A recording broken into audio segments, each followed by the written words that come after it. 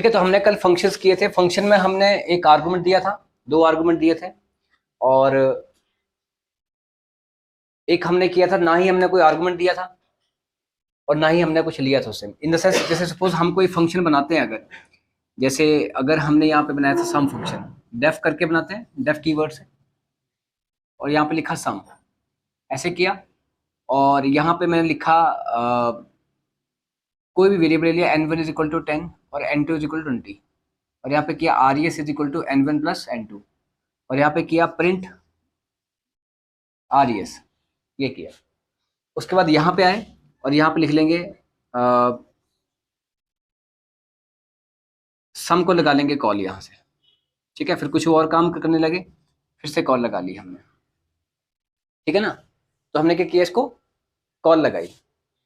तो कॉल जब लगती है तो क्या होता है, कंट्रोल्स के पास जाएगा और फिर वापस वहीं आ जाएगा जहाँ से कॉल लगी थी। फिर कोई बाकी काम किए, फिर जाएगा कंट्रोल्स के पास, फिर वापस वहीं आ जाएगा जहाँ से कॉल लगी थी, ठीक है ना। तो अब यहाँ पर क्या है, सम यहाँ से भी लगी कॉल और सम यहाँ से भी लगी कॉल, दोबारा से दो बार। पर इसमें हमने कोई भी वैल्यू सम को दी नहीं, सम ने अपनी ही वैल्यू यूज की, अपने वेरिएबल्स की वैल्यू यूज की। तो मतलब ये कौन से वेरिएबल्स हैं, लोकल वेरिएबल्स। लोकल वो होता है जिसका स्कोप जो है, जिसका दायरा जो होता है, वो सिर्फ इस फंक्शन तक ही होता है, इसके बाहर नहीं हो पाएगा। मतलब अगर आप यहाँ पे प्रिंट n1 लिखेंगे तो यहाँ पे ये एरर देगा। अगर आप प्रिंट n1 यहाँ पे लिखेंगे तो ये एरर देगा। क्यों देगा एरर, क्योंकि हाँ, ठीक है ना। तो अब हम क्या करेंगे, हमने कल ये किया था कि अगर कोई वैल्यूज जो है ये वाली फंक्शन के अंदर ना लेकर के हमने यहाँ ली थी वैल्यूज, मान लो बाहर ली थी यहाँ पर, मतलब n1 यहाँ पे 10 लिया था और n2 यहाँ पे 20 लिया था, और यहाँ से हमने क्या पास किया था, n1 कॉमा n2, और ऊपर हमने कैच भी किया था यहाँ पर, ठीक है ना।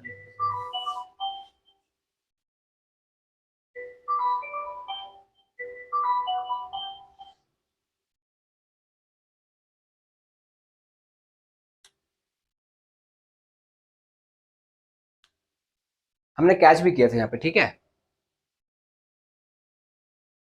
अब यहाँ पर क्या है कि हम चाहते हैं कि अभी आर्गुमेंट नहीं देना है, हम चाहते हैं कि अपनी ही वैल्यूज ले, n1 इज इक्वल टू 10 ले और n2 इज इक्वल टू 20 ले, ठीक है ना। ये अपनी ही वैल्यूज ले और इनका सम करे, बट प्रिंट में res यहाँ नहीं करना चाहता। मैं क्या करूंगा, यहाँ पर प्रिंट res अगर मैं यहाँ करूं तो क्या प्रिंट हो जाएगा, नहीं होगा। क्यों नहीं होगा, क्योंकि res जो है वो सम फंक्शन का अपना लोकल वेरिएबल है, तो बाहर यूज तो होगा नहीं। पर मैं चाहता हूं कि इस res के अंदर पड़ी हुई वैल्यू मैंने यहां यूज करनी है, फंक्शन के बाहर। अगर बाहर से वैल्यू हमने फंक्शन को देनी होती है तो हम उसको बोलते हैं आर्गुमेंट, और अगर हमने फंक्शन के अंदर की वैल्यू बाहर इस्तेमाल करनी है तो उसको बोलते हैं रिटर्न। अभी हमने किया नहीं रिटर्न, तो हम क्या करेंगे, यहाँ पर एक कीवर्ड लगाएंगे जिसका नाम क्या है, रिटर्न। और क्या करेंगे, रिटर्न res। अब इसका मतलब ये नहीं है कि हमें res रिटर्न करना है, इसका मतलब ये है कि res के अंदर जो वैल्यू पड़ी हुई है हमें वो रिटर्न करनी है। res के अंदर जो वैल्यू पड़ी हुई है हमें वो रिटर्न करनी है। गेटिंग, rs के अंदर जो वैल्यू पड़ी हुई है हमें वो रिटर्न करनी है। तो वो res तो यही रहेगा, इसके बाद जा नहीं सकता ये, बट इसकी वैल्यू जो है वो वही वापस चली जाएगी जहां से कॉल लगी थी। पर यहाँ पे इसको रखेंगे कहाँ पर, तो हमने क्या किया, यहाँ पर एक वेरिएबल ले लिया था पहले ही। मान लो हमने ले लिया n3 इज इक्वल टू ऐसे करके, और यहाँ पे लिख लिया प्रिंट n3, ठीक है। ये बिल्कुल, सॉरी, इसके पैरेलल है ये, थोड़ा सा ना इसके पैरेलल है ये, थोड़ा आगे चला गया ना ये, अदरवाइज ये डेफ के बिल्कुल पैरेलल है, ठीक है ना। तो यहाँ पर क्या हुआ, पहले इसको देखेगा बाद में, पहले लगाएगा कॉल, जब कॉल लगाएगा तो दोनों काम करके फिर कंट्रोल वहीं वापस आ जाएगा जहां से कॉल लगी थी, यहाँ पे। और वो किसको असाइन कर दी वैल्यू उसने, n3 को, और फिर क्या किया, प्रिंट n3। तो रिटर्न का मतलब क्या होता है कि हमने आर्गुमेंट तो दिए नहीं, अगर आर्गुमेंट दिए होते तो यहाँ पे कुछ ना कुछ आता, बट यहाँ पे क्या हो रहा है, रिटर्न लिया जा रहा है। क्या लिया जा रहा है? रिटर्न। तो इसको क्या बोलेंगे? रिटर्न करना। अब अपने जैसे सी में देखोगे, सी प्लस प्लस में देखोगे, तो you can return only one value at a time. Python के अंदर एक से ज्यादा वैल्यू भी रिटर्न हो जाती है। ये पाइथन में है, एक से ज्यादा वैल्यू पाइथन में रिटर्न हो जाती है। जैसे बाकी लैंग्वेजेस में एक ही वैल्यू रिटर्न होती है मोस्टली। जैसे सपोज आप चाहते हो कि आपने यहाँ लिख दिया n1 n2 और res, ये लिख दिया, ठीक है ना। तो यहाँ पे लिख दिया आपने n1, n2, res, ये लिख दिया आपने, ठीक है। तो सॉरी, ये जो है ना, जरूरी नहीं कि आपने ये सेम ही नाम लेने हैं। अगर मैंने यहाँ पे ले लिया मान लो num1, num2, num3, तो क्या होगा?